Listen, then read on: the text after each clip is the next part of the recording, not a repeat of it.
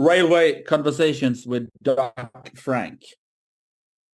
Railway Conversation with Doc Frank. Hey, I'm Doc Frank. Welcome to my podcast where every week I'm presenting you authentic, spontaneous and unrehearsed discussions with interesting guests from the rail industry about topics that matter. Make sure you subscribe and tell your friends about it, as this podcast will both educate and entertain them. Thank you for listening.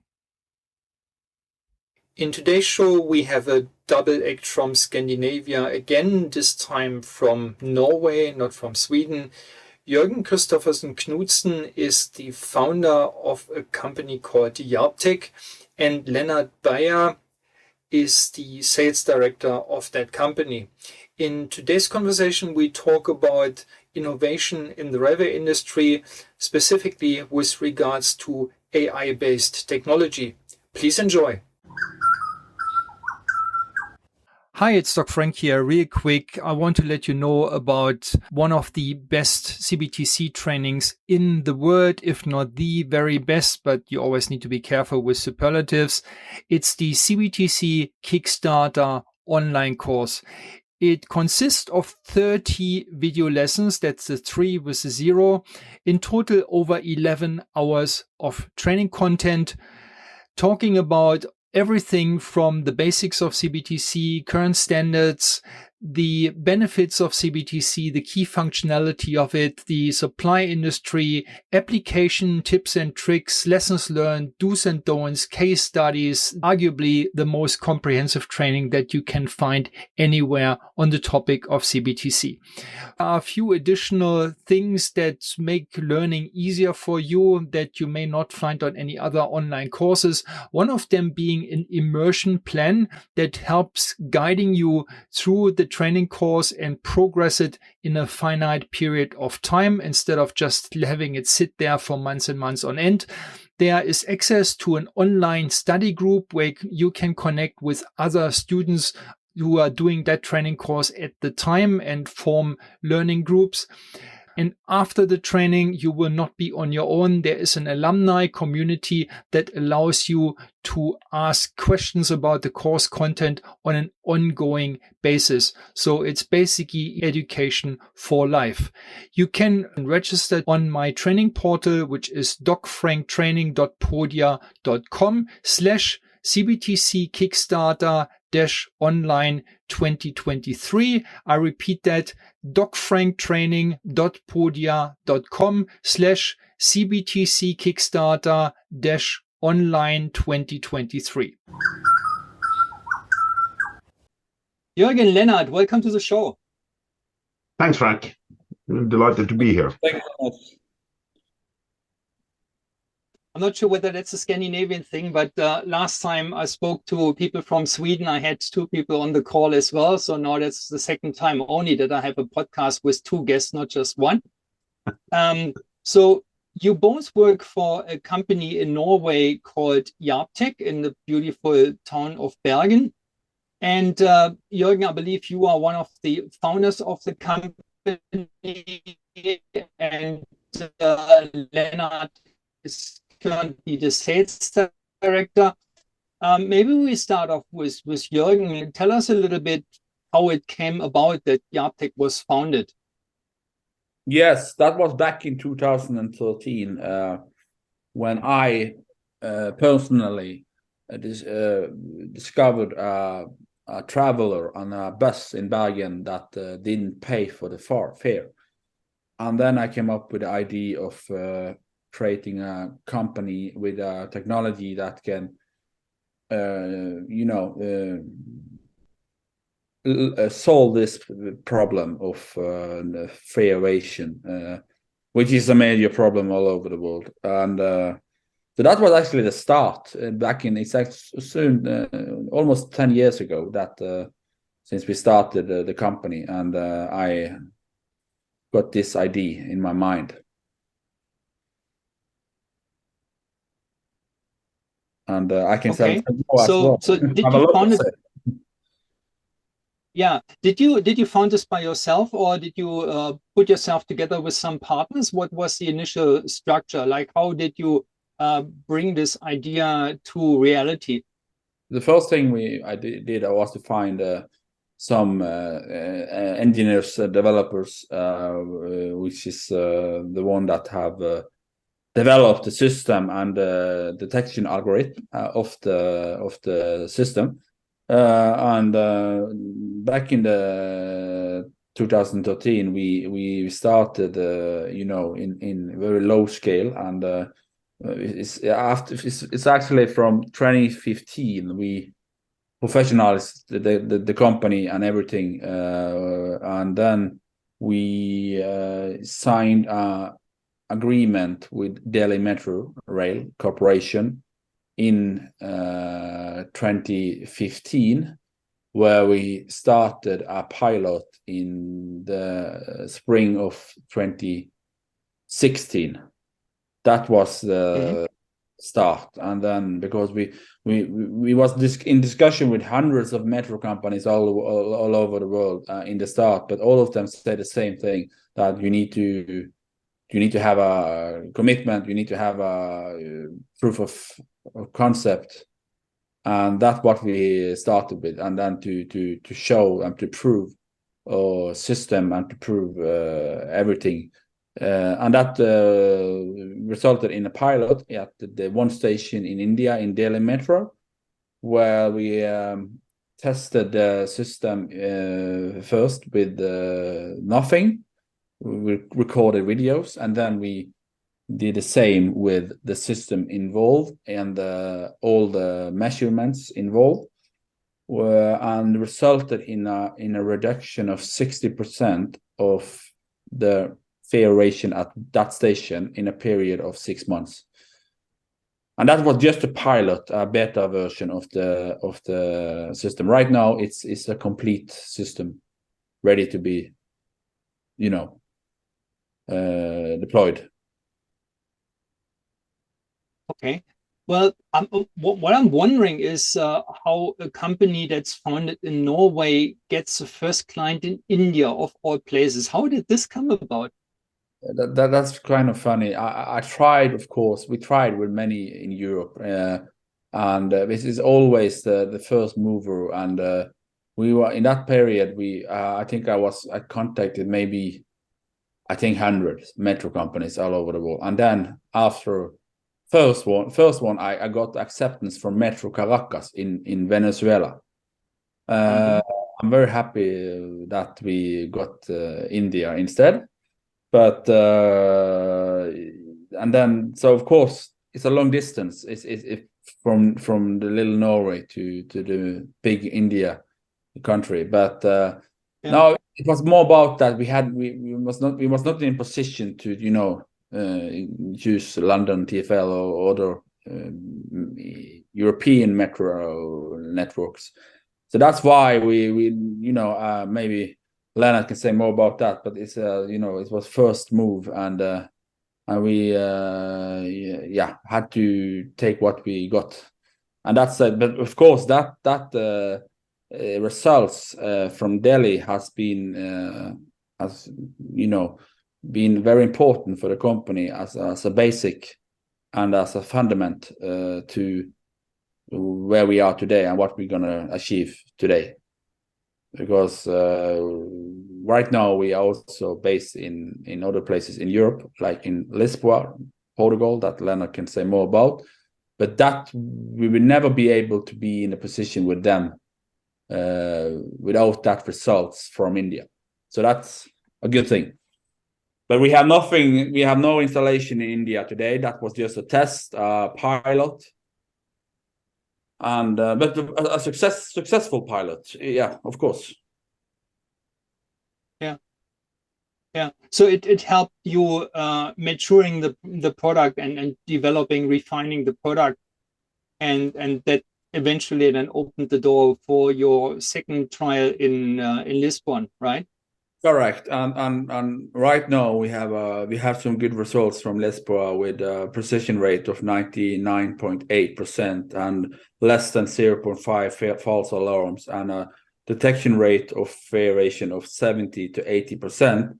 And of course, not detecting children, but that numbers. Those numbers are based on the basics from India, actually, because we have finalized the system and improved the system based on the results from India, and just made it even as well.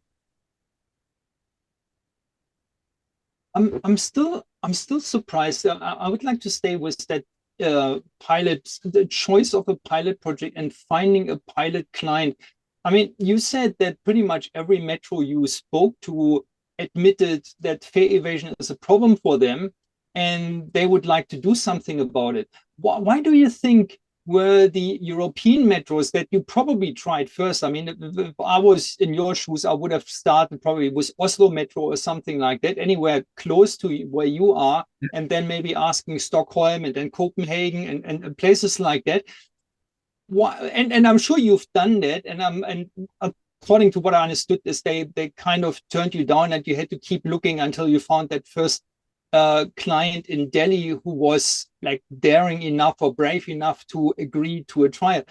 Why do you think are the European metros so averse against innovations? I mean, it's just a trial. At the end of the day, as you said, your product hasn't done anything in Delhi other than taking pictures and being there for providing data for product refinement.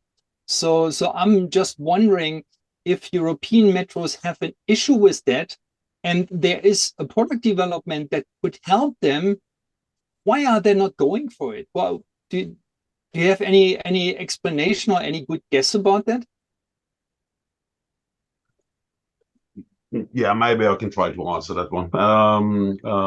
No, actually, not any very good guess, apart from the fact that there is a whole lot going on in systems using artificial intelligence, also in Europe.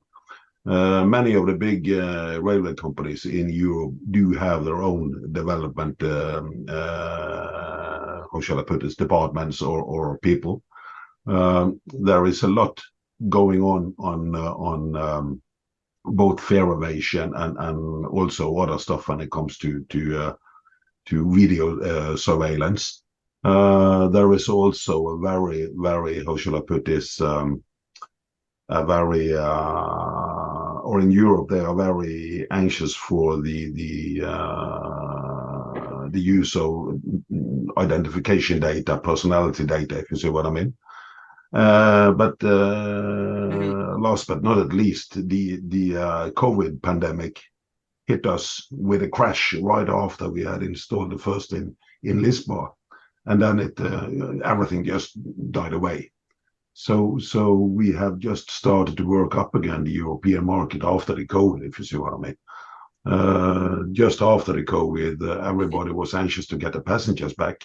So now we are starting to rolling again. The pilot installation in Lisbon that Jørgen mentioned was installed, and we got the first result right before the COVID hit us, or hit them, or everybody. And so we are right now these days planning to start it up again with it will be a month testing again, and if the result will be confirmed, then it probably will be a full-scale installation in Lisbon. Hopefully. Yes. So this is the thing with what he's saying is true, Okay. because regards GDPR, our system is complying 100% with the European GDPR and security privacy, and because it's only filmed from the above. That's the thing, and it's deleted almost immediately after a short while from each accident of fairation. So that's of course in the start, in the beginning, we didn't know too much about that, and that was of course an issue when I was dealing with several European metro networks regarding a pilot. So that's why we ended up with India and Delhi. But now we wouldn't have this in Lisbon if we didn't comply with the privacy and GDPR. So, and that's something we do and we take very seriously as well. Okay, so you were talking about a European standard for privacy protection, pretty much. So that people can be identified if they evade fares, like they jump the gates or do tailgating or so. But at the same time, you're not allowed to film their faces and things like that, and keep data behind and so on. Are there standards like this in other parts of the world as well? I'm not an expert in that field. Yeah. Sorry, say again. Are there similar standards to the European ones in other parts of the world? I think so. Lennart can take this. He's better than me on this. But regarding if there are, Lennart, if you got the question. Yes, there are. I mean, GDPR, the General Data Protection Regulation. There are also something in the Americas. I'm not quite sure how compliant those two regulations are, but yes, there are similar governmental regulation around the world. Yeah. So if in say I'm in Australia, if a railway here in Australia was interested in getting or doing a trial with your product to see what it does against fare evasion for their railway, do you think they would just accept and adopt the European privacy standards and say, well, if it's good enough for Europe, then it will be good enough here? What's your assessment? I mean, you may say you don't know and we need to find out, but have you thought about that, whether that might be a problem? I don't think it will be a problem, actually, because the GDPR, or the General Data Protection Regulation in Europe, are quite tight. And yes, there are different, how shall I put this? You can understand it in different ways. But if you really read it the most tight way, then it, I would probably believe that Australia also would apply to this. This is one of the things that do that our fare evasion system actually are two things. You have the artificial intelligence bit, but when you install these kind of systems, you also have to make sure that you make very analog posters telling that this area is have video surveillance, and if you are doing fare evasion, you're gonna be caught on video. So It is two things. It's both an analog part and a really state-of-the-art AE part of this system, if you see what I mean.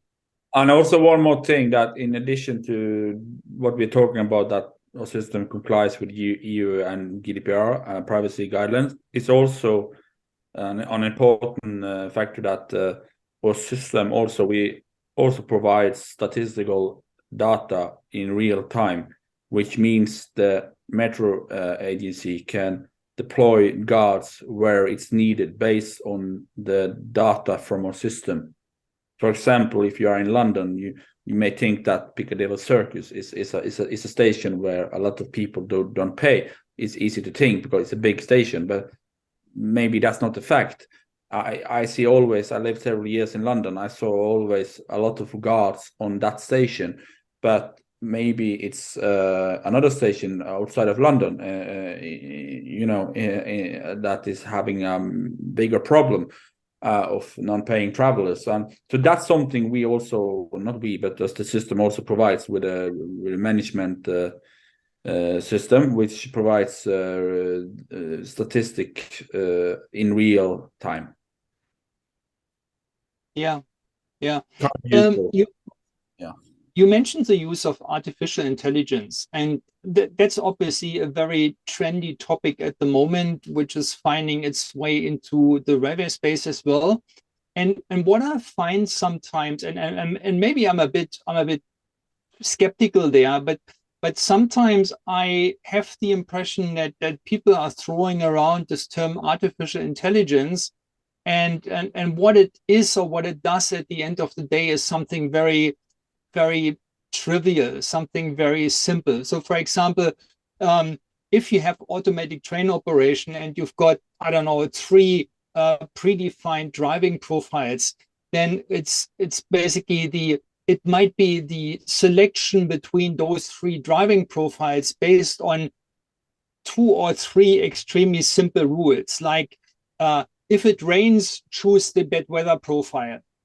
If the train is late, choose the fast profile. So something like that, which honestly I wouldn't really call artificial intelligence. I think that's a big term for a very simple and trivial functionality. So I'm guessing your system probably does more, and obviously you can't disclose all the details where your IP is located, but can you give me a little bit of an idea how much AI is in your product and what it does? Yeah, I can say a little bit about it. I mean, the thing, this is based on machine learning, which is within the artificial intelligence. We have created this model based on thousands of hours of videos, which has improved the algorithm, which is the one that detects travelers of that not paid. And the thing is that we have done that with both paying travelers and non-paying travelers, and then the system has learned what is right and not. So this is based on behavior. That's what is this, and it's actually high tech in technology, of course, and so based on all the tests in Delhi and in Lisboa, the system knows what is right and not right. To say it in that way. So my understanding, and again, I'm not an expert in that field. If I hear machine learning, it's basically a computer system. That's the machine that learns something. Now, how does the computer learn something? I could imagine that you basically provide video footage, lots and lots and lots of video footage to the computer, and then basically at certain points where, say, somebody jumps a fare gate, you basically tell the computer that's an event that you need to detect. And if you do this often enough with, I don't know, different styles of jumping over the gates or so, then the computer will learn to identify events like this to detect as not okay. Is that kind of how it works? That's totally correct. Exactly. That's what you say now is what the system do. So so after that's why we had to in the first place in India record videos of both, and then we have the chief of research, Ruben Patel. He is the one that have developed this detection algorithm. He's owner of a company called CodeLab Bergen, probably one of the top companies in the machine learning, I would say, in the whole Scandinavia. And they're also, of course, one of the founders, and they are the ones that have developed this algorithm, and that is the key of the system. Yeah. But so I mentioned it. Sorry, Lennart, go ahead. Yeah, a little bit to your leading comment.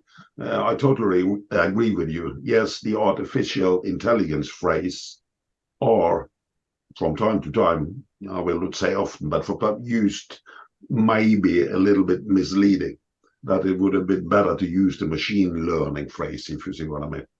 Yeah. So I do agree. There can be times that you better talk about machine learning than the artificial intelligence bit. But Well, I also would take a quick comment to what we discussed a couple of minutes ago, the GDPR, because in Australia, the GDPR, or what's called the Australian GDPR, that is something you have called the Privacy Act from 1988. These two things are very similar when it comes to data protection regulations. Okay. Okay, that's good, because I could understand. I mean, this is normally what happens, that if there is anything resembling an Australian standard or something that's typically used here in Australia, and again, I take this as an example simply because I live here, then that would normally be one of the first questions, like, is your product compliant with a relevant Australian standard? Mm-hmm. And at least that's what I experience in other foreign markets, where you try to introduce new products where you've got some local standards that you need to comply with. Where this is not the case, very often, if you have a technology that's completely new in the marketplace, so for example, when we introduced the first CBTC here, communications-based train control, there was no Australian standard for it. There still is no Australian standard for it, because we only have one practical application so far in Sydney. So what they did in this case is they referred back to international standards from the USA and from Europe, and referred to those standards. So yeah, it probably depends very much whether there's anything comparable. You said it's the Privacy Act here in Australia. That's a relevant thing. So I could imagine that a railway authority here would ask for evidence of compliance or proof of compliance or something like that with this local standard that we have here. The essential for our system is that all the video transfers are in real time. Nothing is stored anywhere. So the how should I put this? Even if you can recognize one person from the top on the clothing and stuff like that, we are not filming the face, so there are no facial recognition or things like that. It is just depending on the movement where a person, for instance, jumped the gates, and the controllers can pick him out based on his clothing or if he has a backpack or whatever. But none of these things are stored more than just a minute or two, then it's removed. We do not have a hard disk or whatever in our system, so no possibility to store personal information at all. And that is the main issue, both in Australian Privacy Act and also the GDPR. Okay. Okay. So, are there any plans, or maybe do you have any other products in Jarmtech, or are there ideas for other products where you can kind of diversify on the basis of the intellectual property that you developed for the fare evasion product? I mean, we have this system is very scalable, so which means can be used on other fields. For example, detection. I mean, when you can detect human behavior, then you also can use it on other fields like security in general. For example, back in the COVID, we tried to use it as well for like social distancing and mass detection, and so violence, this can be used at, and vandalism, and so if we also looking at, maybe I think Lennart can explain that more in detail, but we also have we have delivered a system also to a company in Romania for office buildings, which has nothing to do with the fare evasion. So maybe you, Lennart, can supply a little bit more about that, because that's also another market for the company. Yeah, that's easily or exactly the system in its easiest way of use, just people counting in and out. how many are in the office building on every point during the day, if you see what I mean. So it's just holding control of that. Okay, now we close the building for the day and it's empty, or the system tells that there are still 10 persons somewhere. And also one thing that the system, you remember that now. For example, you have a mall. You can then you can use a system for that part, that in order to know whether you should have extra people in the store and whether you should make cleaning at the toilets and so on, based on the data our system provides. So that's also actually a good thing. That means, because sometimes they maybe don't know how many people are in the building. So that's also another thing. That it's the same for the item I told you about regards to the deployment of guards on the stations. Then it's also the same with when you should allocate people to clean up the toilets,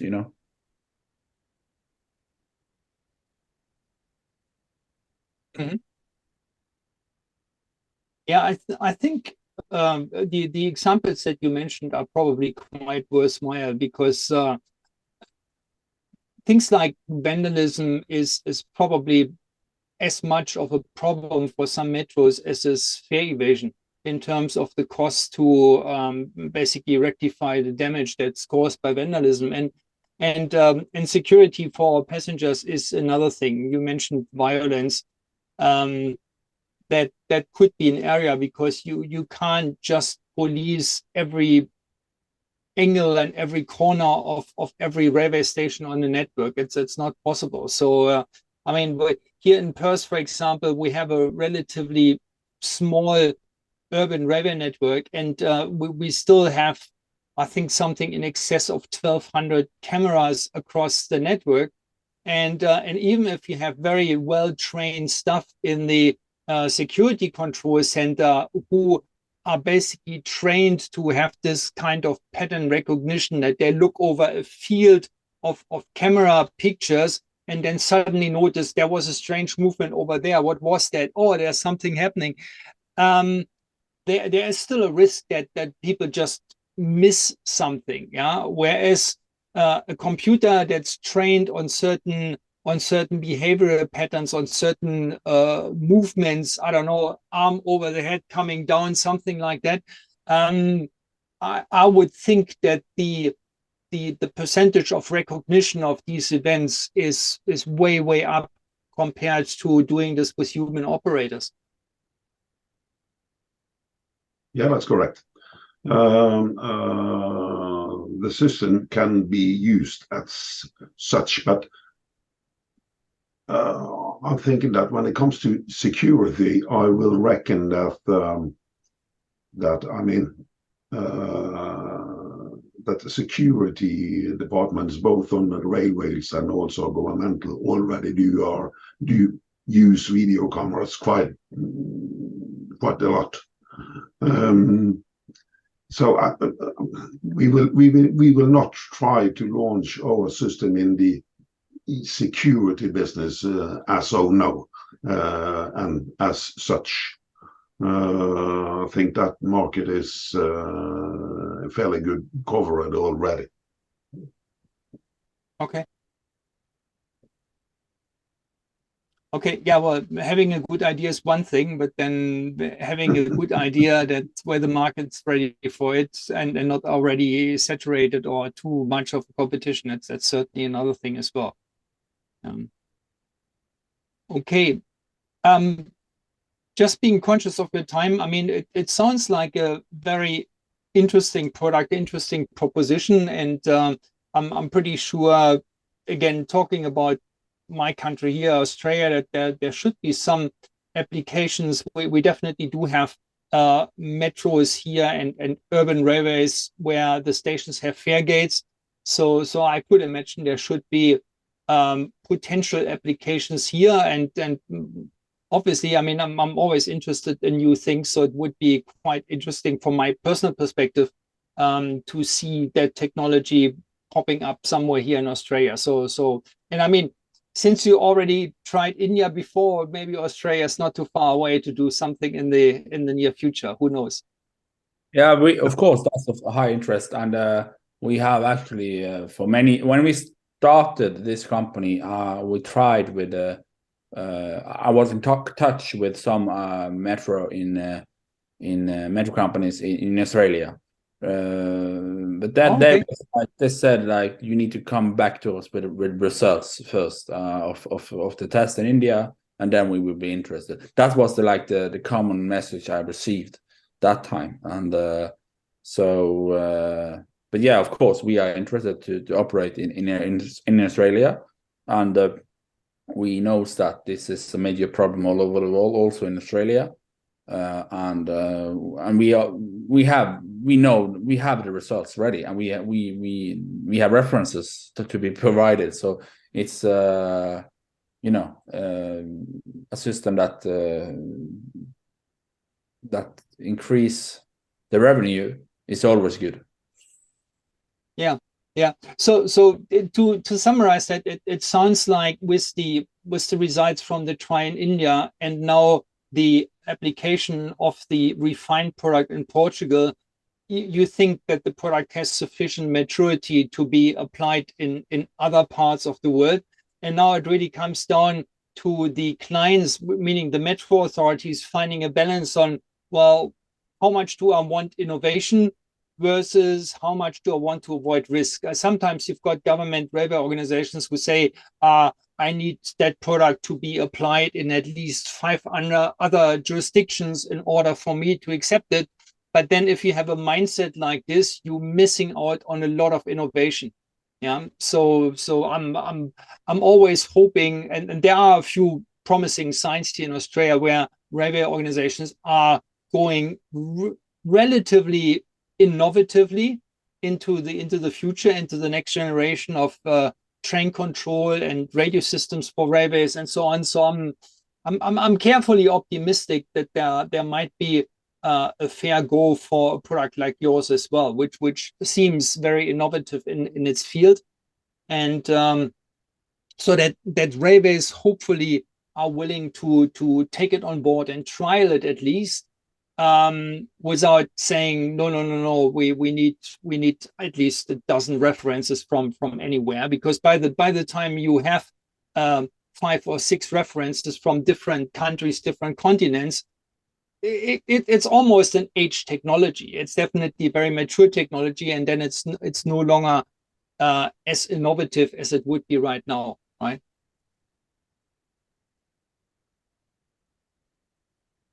Yeah, that's correct. So we totally agree. Hopefully, we can do some business in Australia as well. Probably the result from the testing in Lisbon must be ready and the installation on there. But hopefully, then we are really good to go. Okay, good. Well, then all I can do is wishing you all the best. I hope that the listeners got some ideas about what can be done with artificial intelligence. And I think it's fair to use that term, even though technically it's machine learning. I think there are various different facets of artificial intelligence, but at the end of the day, artificial intelligence is a summary term that most people can take on board, that most people know roughly what it's about. And if you are the only ones not using AI as a term, but instead saying machine learning, then you may look like the odd one out. Yeah. So I think the label artificial intelligence is absolutely justified. And then if anybody wants to go into more details, as we have done here in the interview, then you can refine this and say, yeah, okay, but it's the machine learning arm of artificial intelligence. And it's not like, I don't know, rule-based expert systems or something like that, something that I did some work with about, I don't know, 30 years ago or more. Yeah. Okay. So thank you very much for your time. We wish you best of success for other applications. Hopefully your European clients a bit closer to you become a bit more daring to adopt the technology now that there's a European reference client. And yeah, any last things that you want to say? Any messages or any, I don't know, lessons learned from your journey with that product so far? Yeah, but the thing is that we have there is no reason not to use the system because it's already proven and it's complying with the GDPR regulations, and it's easy to install, doesn't interfere with other system, and it's plug and play, very easy to use, very easy to handle. And you know, we have a website. Maybe you will write that on the podcast, but you know, it's a system that creates fairness as well, not only reducing the problem of fair evasion, but it's also, I mean, creating a feelness of fairness for the paying travelers as well, because our system does not check. That's also an important aspect, that the system doesn't what do you say it, check paying travelers. So, and that's a good thing. Yes. Yeah, I know exactly what you're talking about. I mean, I know every time that the railway says we need to increase the prices, and one of the arguments is the to compensate for the fare evasion. Then I'm saying, well, I didn't do it, so I'm basically paying for the things that other people, for the wrongdoing of other passengers. Yeah, so I know exactly where you're coming from. Exactly, and also that the iFare player is also easy. This is a system that can easily be integrated into other systems like data center, authentication, supervision, and exchanges with other systems. So, you know, it's and it's very user friendly, and you know, it's built to identify and receive incidents that happen nearby in real time. And I think, like I said, we are also interested to make a test in Australia this year or next year. Of course, it's Okay. It's something we are very, very interested in. Great. Well then, all the best for that. And yeah, thanks very much for your time. Best wishes to Norway. And to all the listeners, if you enjoyed the interview, then as usual, please tell your friends about it so that more people get to listen to this podcast. Also check out previous episodes. We have way more than 30 by now. And as usual, until next time, keep it simple and bye for now. Hi, this is Doc Frank from the studio.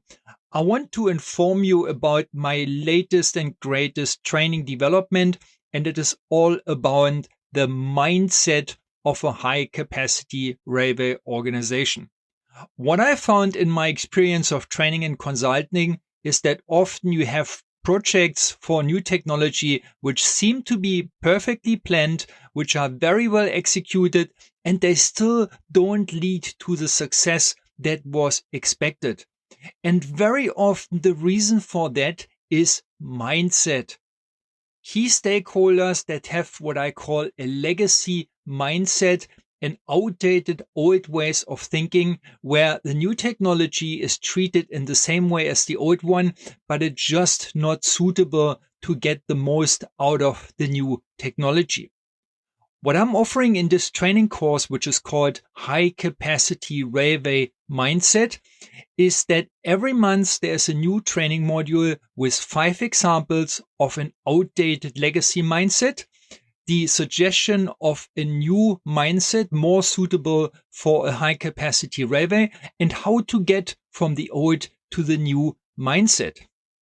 So those modules will be repeated every month for an entire year. So in total, we are talking about 60 different examples how to get from an old mindset to a more suitable new mindset. And the cost for this is only $10 per example. So this can be paid monthly. This can be paid for a year. And then you have the usual service of an alumni community afterwards, where you can ask ongoing questions for at least 12 months after the training. You find more information and you can sign up on my training portal, docfranktraining.podia.com/mindset. I hope I see you at this training. It's really leading edge stuff. Nobody else in the world is training on this. And if you really want to explore the ultimate frontier of success in technology projects, then this is the training you need to take. Hi, it's Dr. Frank again. I hope you liked today's episode. I like to keep it as simple as possible, so I only have one single request for you. If you like this podcast, please tell your friends and colleagues about it. That's all I want, because that's a service that I'm providing to the industry, and I would like as many people as possible to listen to this podcast and learn something from it. So please share, and until next time, keep it simple and bye for now. Thank you for listening.